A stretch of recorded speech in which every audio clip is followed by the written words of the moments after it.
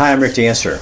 I'm here to tell you that tonight and next week we have two amazing shows for you on a recent trip we had with a show we produced called ExplOregon the Backstories. We went to Baker County, so they're going to air twice this month, every other week. So you'll get to see all kinds of things about Baker County. The other thing I wanted to tell you is we will no longer be producing Rick Dancer Television here on KEVU. KEVU has been a wonderful place for us for the last 10 years, and they've been treated us super well. But we're moving our productions over to Get Real with Rick Dancer on Facebook, ExplOregon the Backstories on Facebook, and also onto our YouTube channels by the same name.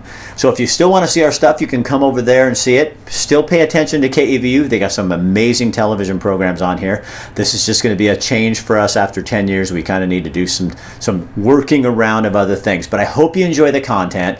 We will miss you, but hopefully we'll find you in another place, in another medium, somewhere soon. All right, enjoy the show. We've really enjoyed being with you. I'm not dead. That sounds like something interesting.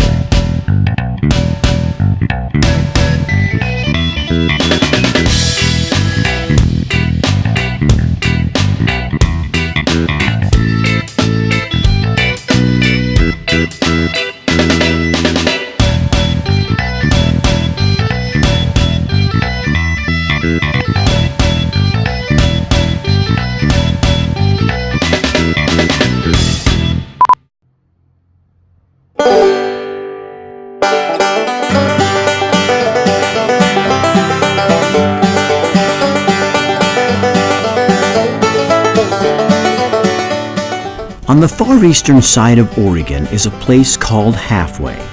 Halfway is a tiny town where the Wallowa Mountains get into almost every picture, and quaint is not planned, it just is.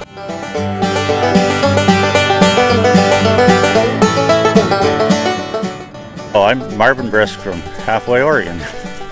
Marv and Pam Brisk live on the edge of town on a farm that at first glance looks like a graveyard for old farm machinery. And as you can see, I got a lot of old horse equipment on inventory. Yes, you do. Look at that. So it's not a graveyard? No, heavens no. No, like that, that'll all be fixed up and it'll go to a new home, Well, we farm traditionally with horses, as much as we possibly can. But you've been using horse-drawn power for how long? Oh, there's four. There's actually 8 of them over there by the barn. There's four colts and two mares with babies over there. About 1980, I think. Why? Well, we started because that's the way we wanted to farm, and and we just kind of fell in love with it that way. I don't think he likes us. He's not the friendliest horse. All right, well then I'll stay back. And he's what they call a blue roan, they're blues. Yeah. So why is that the way they used to do it? That's the way they used to do it. So you can cultivate it this way, then you turn around and cross cultivate it to get it for the weeds. Everybody in the valley knows where to get fresh produce. Families, other farmers, restaurants, farmers markets. So all the neighbors know this is where it's at? Yep. Just help yourself kind of thing. In fact, what I'm doing is picking up lettuce for the cafe that's over in Richland. I stopped in for my coffee this morning and she said, would you please grab some lettuce for me over at Pam's? I said, sure. Does it help knowing how it's grown? It means everything knowing how it's grown. Yeah. And who's growing it? And who's growing it, right? You can see the hashtag on social media about knowing your farmer, but actually knowing your farmer is a completely different deal. So you don't use pesticides, but you're not organic. No, yeah, that's right. Yeah, we don't. What's the difference? Being not organic? Yeah. I mean, it sounds like that's what I always thought of was organic. It's just a certification, is all. Oh. It really is all it is, and we opt not to, how would you say it, buy into it. We just Do it the way. grow good healthy food, and that's it. And And I believe there's quite a cost with it also, you know, like $5,000 or something to get certified or something. So rather than go with the movement, you're doing it and just not getting the certification. Right, yeah, and we sell, we have no trouble selling any of our stuff, so it's the way it is, so it's no use going that way we, you know. We just want to, that's our goal, is to sell good healthy food. It's like a ham strap, see, and you run it through here, figure out what size your leather is. Yeah, we do a lot of work with them. I've been feeding, especially, you know, we feed all our cattle and everything in the winter with a sled and everything like that, and I've been feeding for over 30 years. I've been feeding the cattle with the horses during the winter. And every day I put the harnesses on, I think, this is a waste, you know, all this, it takes time to harness and stuff like that. Right. But then you think about it, how much fuel have I saved in the last 30 years? Have I not, you know, when you look at it, a big picture, you know, it's just save a lot. Wow. So is it a mission or is it just a way of life? Just a way of life, you know. Mm-hmm. That looks old-fashioned. And that's 100% horsepower, you know. Came on here and starts pulling it, and it picks up the hay and tosses her up on the stack. It was completely rotted. I totally redone it and rebuilt it. It works because you don't have a lot of money tied up into it. You know, the horses right now are pretty expensive, but you know, it's just that goes in cycles also, you know. But your horse machinery and stuff like that is reasonably cheap, and if you got any mechanical abilities, you can fix it up. And I like old stuff, of course. And I noticed. Yeah. And like this is what they call a line shaft up here, and it came out of an old blacksmith shop a couple miles away from here. I want to show people what that looks like. I like the sound of old belts, you know, clipping and clacking, you know, and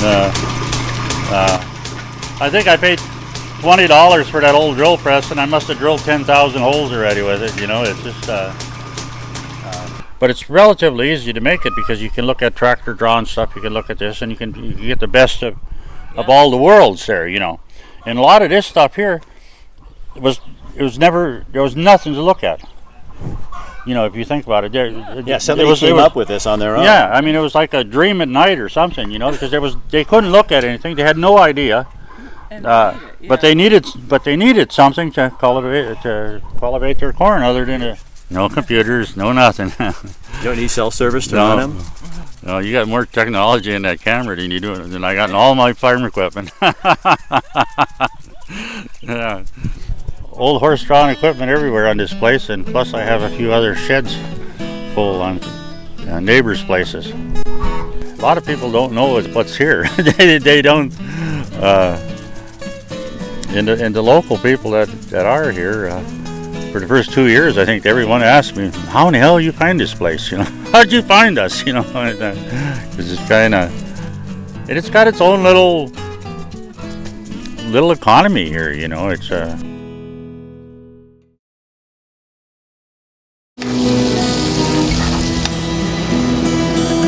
What I will tell you, about our food is that we prepare everything from scratch. So we make sure we hire people that have the passion for making food. That's one of the ingredients. The other one, we make sure that our recipes, they use the ingredients that we tell them to use. And before we put it into the market, we make sure we test, try it. What I love about this business is the people. I'm a people person, so I love to interact with people, and I love to make people feel good.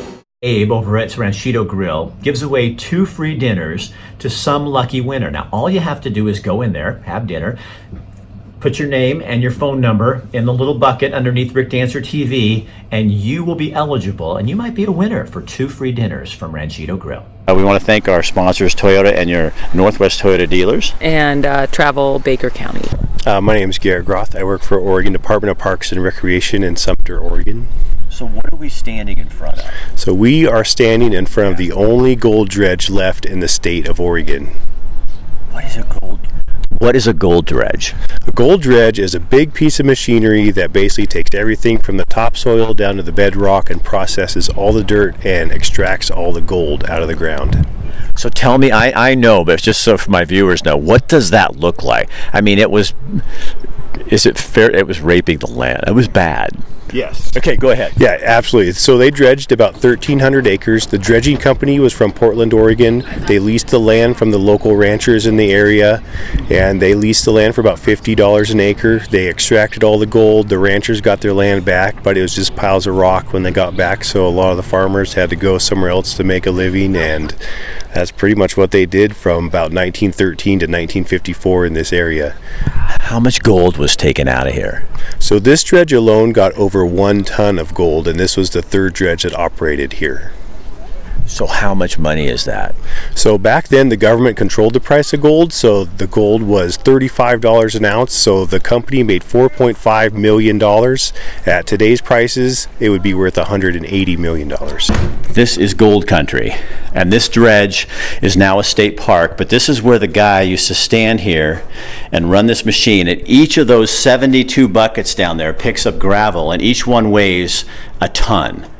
You do the math. Hey guys, we are inside the Sumter Dredge in Sumter, Oregon, and if you win our contest, you could be someone who gets to go and come down and visit the Sumter Dredge and go on the railroad, which is a 45-minute ride. Starts from here. What was the cost of dredging? So dredging was obviously very expensive to build these things. You needed large investors. This dredge cost $300,000 to build in 1934, which was obviously a lot of money during the Great Depression. So they thought they were just going to make lots of money off this thing. So is it like a boat and it goes up and down the creek? How does that work, or does it stay in one place? Yeah, exactly. It's like a boat. So they built it about 3 miles down the river, and they just dredged up. They'd go about 1/3 of an acre a day. It just create its own pond as it went, and they would just do that 24 hours a day. And they would get about 2 days off a year. They got Christmas off and 4th of July off. So yesterday you would have just had a day off. How many people worked on it? It took 3 people to work on the dredge, so they're very cost effective. Again, 1/3 of an acre a day, processed everything from topsoil to bedrock with only 3 laborers, making about $3 a day. So what was the environmental cost? Well, as soon as they started dredging, there's obviously no fish in the stream due to sedimentation. If you look at Google Earth, you can kind of see the path the dredge took. You know, it basically took all the topsoil off the top of the ground and put it on the bottom. So now you have bedrock on top and topsoil like basically unusable on the bottom. So has it been restored, or can you restore that? It is not able to be restored due to historic regulations and environmental regulations, so the tailings are just there for ever. Well, this was Oregon's basically second gold rush. You know, Sumter was actually the 3rd biggest city in Oregon in the late 1800s. They thought about making it the capital when they found the gold here. You know, it had over 5,000 residents, but then once the town burned down in 1917, you know, it got pretty small, and then dredging obviously didn't employ a whole lot of people, so it's just been kind of dwindling, and now the population's about 203, the average age is 67, so it's slowly becoming a ghost town. So what drives it now? Is it tourism? Pretty much tourism and dispensaries. Welcome to Oregon, huh? Welcome to Oregon. That's awesome. Keep Oregon green.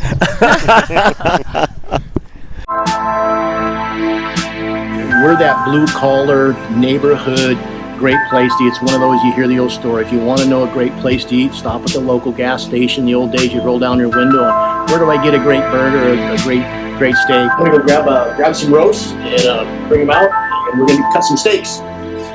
We don't get anything that's been frozen or shrink wrapped. So it comes to us fresh in a big primal and never frozen.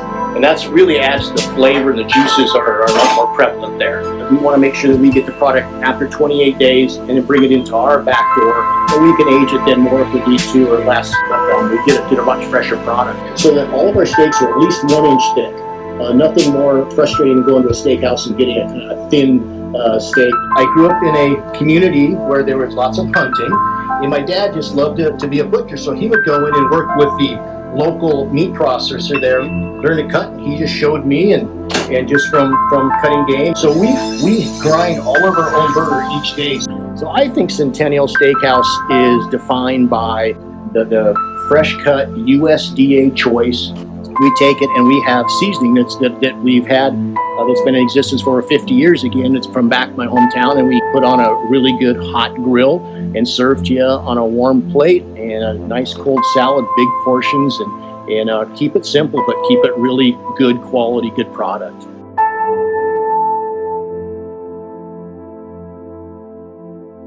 We do have Idaho on our right, Oregon on our left, all day long.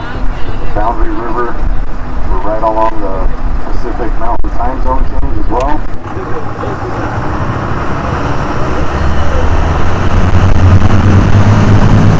We want to thank our sponsors, Toyota and your Northwest Toyota dealers. And travel Baker County.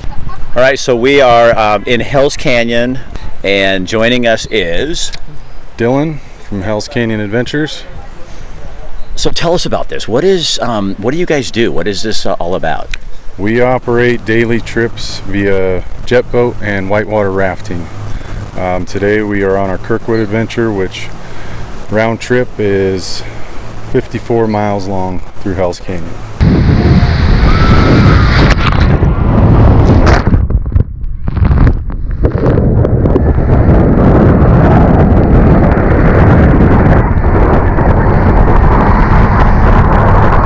And there's really no other way for a novice like me that doesn't have a raft to do this, because it's some pretty major rapids in it.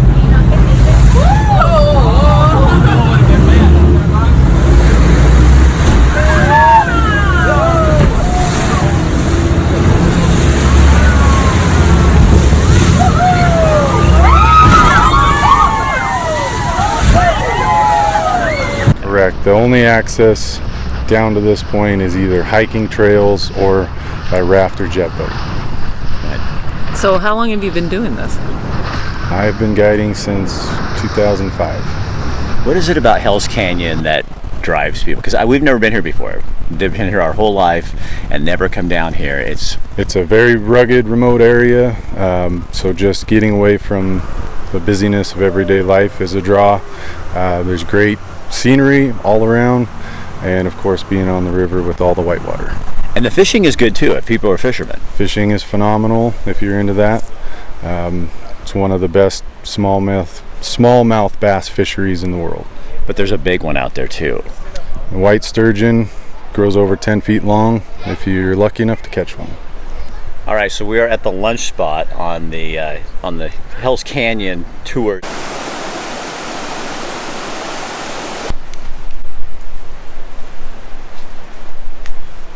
So is this just a summertime activity, or do you do it in the winter too? Summertime, our season is usually from April until September. Does it book out pretty fast?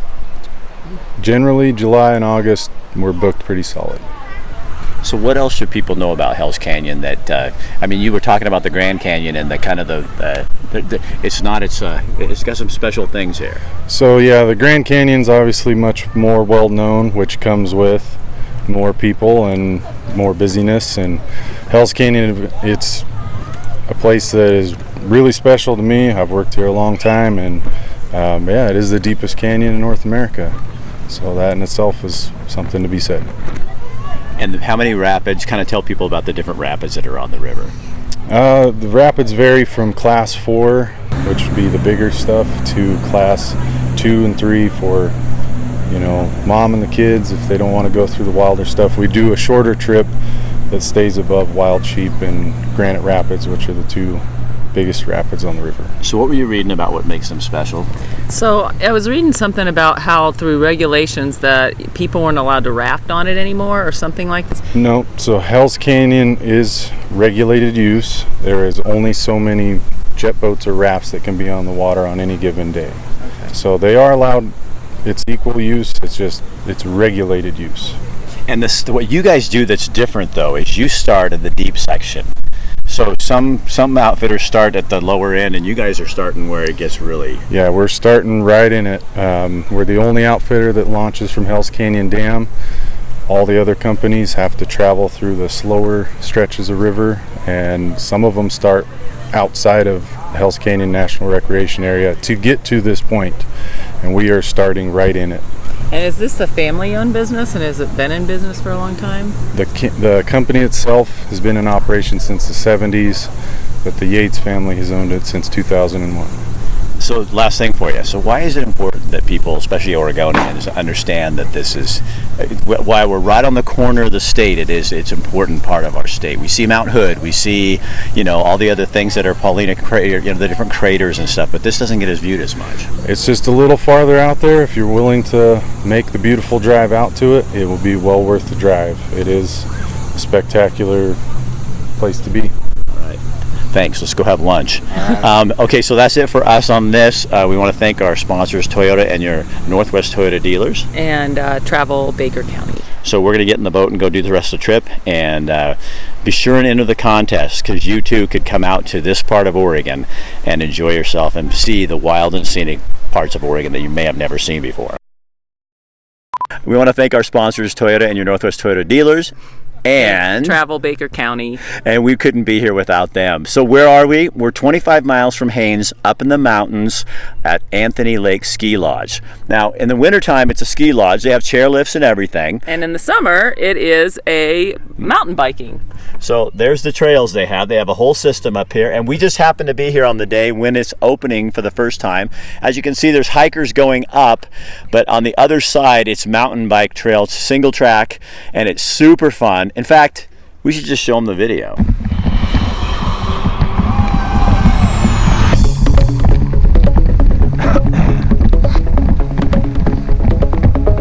Gosh, after all we did, we deserve this.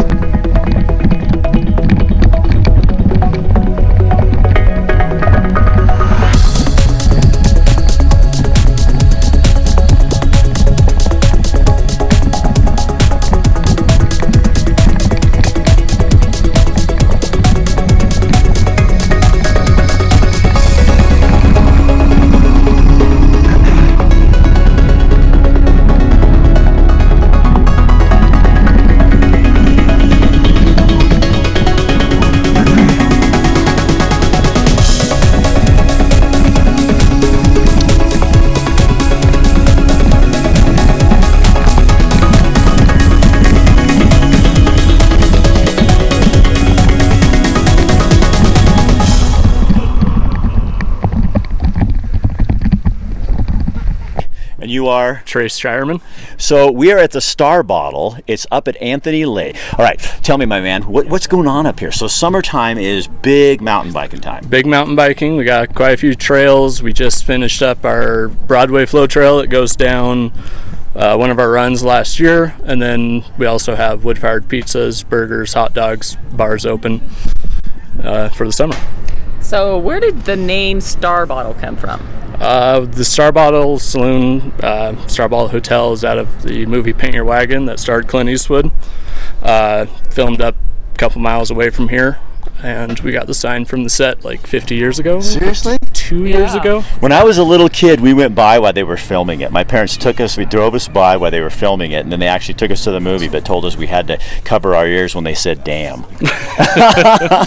So tell me, you have wood-fired pizza. Tell me kind of what you guys do in here. Just trying to support campers and people being outdoors, so we thought we'd run pizzas, wood-fired pizzas out on the deck, and it's just nice. So how long has that been going on? This is our 4th year running it. 2 years ago we had a fire that kind of put a kibosh on the whole situation because it knocked out power. And you guys serve local beer? Local beer, Barley Browns out of Baker City, Prodigal Sun out of Pendleton, Side A out of LeGrand. Are people kind of surprised when they come here and find out that Baker County has a ski resort, a little lodge up here? No, it's been way too much. We're getting busier and busier every year because of how nice our snow is, and it's a fun atmosphere. So, don't you think people also, I'm sorry, come here because they want to get away from paying a lot of money at one of the major ski resorts in the state of Oregon, and you get 5 runs in, and I bet here you can get quite a few in a day. We get quite a few. We have just a single chair, a rope tow, and a magic carpet. Yeah, so that was my question, is how many different runs do you have on the on the hill. Well, I kind of consider it too. You got left and right and make it back to where you started. Okay.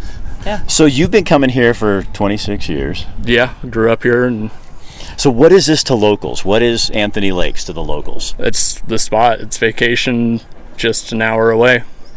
And if you're living in Haines, all you got to do is drive 25 minutes and you're on a mountain skiing. Yep, exactly. So is this a place like, we were in Lakeview recently and it was really a community, in the wintertime it was a community gathering spot. Yeah, that's the same thing with up here. Everyone knows everyone, and it's awesome. So are you a skier? Skier. Mountain biker? Yeah, a little bit. So what's the best trail we should go on? The Broadway Flow Trail. Broadway Flow Trail? All right, that's what we're going to do. Hey, thank you for having us up. Yeah, no problem. So, Kathy, again, we are with ExplOregon the Backstories, and our sponsors are Toyota and your Northwest Toyota dealer. And travel Baker County. All right, we'll join you from some other location. We're headed to Sumter today, to the biggest flea market in the country. Why are you laughing? Have you been? Yeah, I love Sumter. It's fun. Well, part of our getaway package too, you guys, if you tag somebody on this page, who you're going to take with you, we're giving away 2 getaway packages, and it's going to include staying one night up here at one of the little cabins up here this direction, and also you're going to be staying at the Geyser Grand Hotel. We've got a whole bunch of different things, but we're putting together 2 different packages, but you can't win if you don't enter. The Armstrong Nugget is a good sort of indicator of what made Baker boom. Founded in 1913 by a guy named George Armstrong. It's an 80.4 ounce gold nugget, today worth around $115,000, and it's right here displayed in this case. Younger people are moving here. People are coming here to find something different. What is that you're finding? Oh man, just a slower pace of life, I think, a lot, and a place where we recognize people at the grocery store and at the tap house. Sometimes I lose my words when I feel the groove. My feet start to tap, my legs start to move.